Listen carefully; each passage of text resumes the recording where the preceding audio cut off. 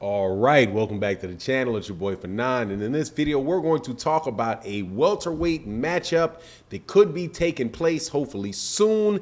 But guys calling each other out and responding to each other, two of the best fighters in that, the two young fighters in that division, Jaron Boots Ennis and Speedy Rashidi Ellis.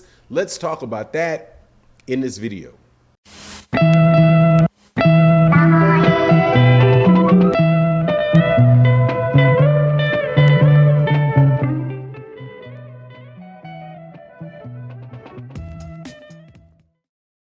All right, welcome back to the channel. It's your boy Fanon, and in this video, we're going to talk about two of the younger fighters in the welterweight division who very well may be winding up on a collision course. They're both mentioning each other's names heavy. One guy is mentioning one of the baddest young dudes in that division, and it goes by the name of Jaron Ennis, and he is Speedy Rashidi Ellis. Now, before I get into that conversation, let me welcome you back to the channel.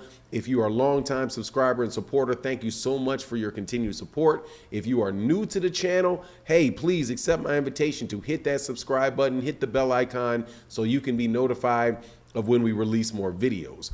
Now, also, if you are a longtime subscriber, please hit that like, hit that share, and thank you again for your support in the live stream videos, the live streams that we do, and the video that we do. Your continued support is really, really what makes the channel go, and greatly appreciated. Thank you so much for continuing to watch. All right, so let's get into this. All right, this weekend there was a fight that took place in San Antonio, Texas, and on that card was a young fighter who people have been talking about for a long time. However, he's pretty much been hidden and not been available for a lot of people to watch because he was signed with Golden Boy Promotions, and Golden Boy Promotions, for one reason or another, had him on the shelf. And his name is Speedy Rashidi Ellis. He fought in a fight this weekend on the undercard of the Mark Magsayo Ray Vargas card, where Ray Vargas beat Mark Magsayo and got his hands on the WBC 126-pound title that used to and really still should belong to Gary Russell Jr. In my opinion, Mark Magsayo lost that fight against Gary Russell Jr. more convincingly than he lost that fight against Ray Vargas, but still, because Gary Russell Jr. really was just pot shotting him with one hand, and I think maybe Ray Vargas had a few more rounds in the Mark Magsayo had a few more rounds in the beginning. They got the decision, but nevertheless, undercard fights were excellent, with two young dudes coming up or that are basically going to be jumping onto the world championship scene soon. Frank Martin at lightweight, who's being promoted by Errol Spence Jr., and Speedy Rashidi Ellis, again, the new recent signee to the welterweight division. Now, why am I mentioning Rashidi Ellis? Because Rashidi Ellis says that he wants to fight Jaron Boots Ennis.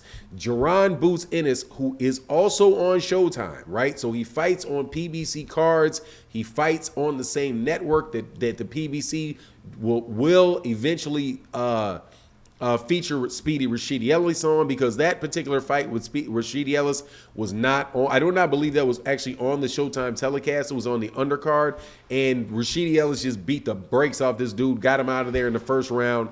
Massive mismatch, right? So in that particular fight, you didn't really see him get it tested, but you did get to see what he would do if you were at the fight, which I was. You do get to see, and you can actually see the entire fight online because it literally was that short, right? It was that short. You just see him pummeling the dude, gets a TKO in the first round, and you can see what he does with, kind of second tier, or maybe even that guy might have been third tier fighters. So, but the importance of it is that when he gets all the way back, has a couple fights, and he is up and ready to go, that this is a very, very realistic and dangerous fight for Jaron Ennis. Now, Jaron Ennis is a young fighter, but he is by many people considered to be, when you take Errol Spence Jr. and Terrence Crawford out of the equation in that division, the best guy of that next generation of welterweights that is coming pretty quick. And I think that's something, as boxing fans, we should probably keep an eye out on, because, a lot of these guys who are at you know, who are at the top of the game right now are in their early 30s. Some of them, like Terrence Crawford, are in their mid 30s. So, you know, those guys are going to be around, you know, at the top for maybe another 3-4 years, something like that. But then after that, these are the type of guys that are going to come out there. So if Speedy Rashidi Ellis is built up right and Jaron Ennis is continues on his path, these guys should meet for a fight that could absolutely positively be a spectacular fight, because Speedy Rashidi Ellis says, hey man, I'm not worried about this dude at all, right? And if you look at Rashidi Ellis, he's a strong fighter, he is a fast fighter, he's a skilled fighter, and very well may be the type of guy that could be the biggest challenge to Jaron Ennis in that division. Now, if you got other guys that, you know, that are there, like Virgil Ortiz, you also make sure I say Virgil Ortiz. Sometimes I twist him up with Victor Ortiz, but you have Virgil Ortiz. You also have other guys who are moving up in weight, maybe like in Gary Antoine Russell, or if Josh Taylor actually gets into the mix at 147. Josh Taylor out of the UK, the former undisputed champion at 140 pounds. Even though I will say that I do believe is pushing up on 30 as well. So, you know, he's a little bit age-wise, a little bit above these guys right now. I'm not sure exactly how Speedy Rashidi Ellis is. I think he's older than Jaron Ennis, but still, you know, he's kind of still a fresh face and does not have that many fights. He had one breakout fight against Rashidi where he beat a guy that it was favored to beat him.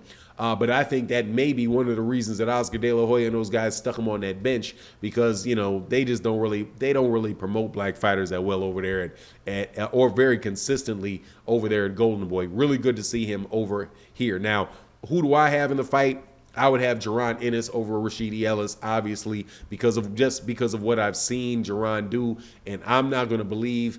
It's going to be you're going to have to really show me something against the top level guys for me to believe that, okay, this is going to be a fight where you got a significant advantage over Jaron Ennis. Now, the response to that by some people would be, okay, yeah, but who have you really seen Jaron Ennis? Who have you seen Jaron Ennis beat that would say that? I'll get that in every video. Look, Jaron Ennis has already beaten guys like he beat Sergey Lipinets, he beat Thomas Delorme, he beat Abreu, and the way that he beat Chris Van Heerden, those guys are what I would say, you know, are second level heavyweights, right? At welterweights at this point in time. There may be a level between them. Maybe if you want to say somebody like a Stanionis or somebody like a Butiev or Jamal James, something like that.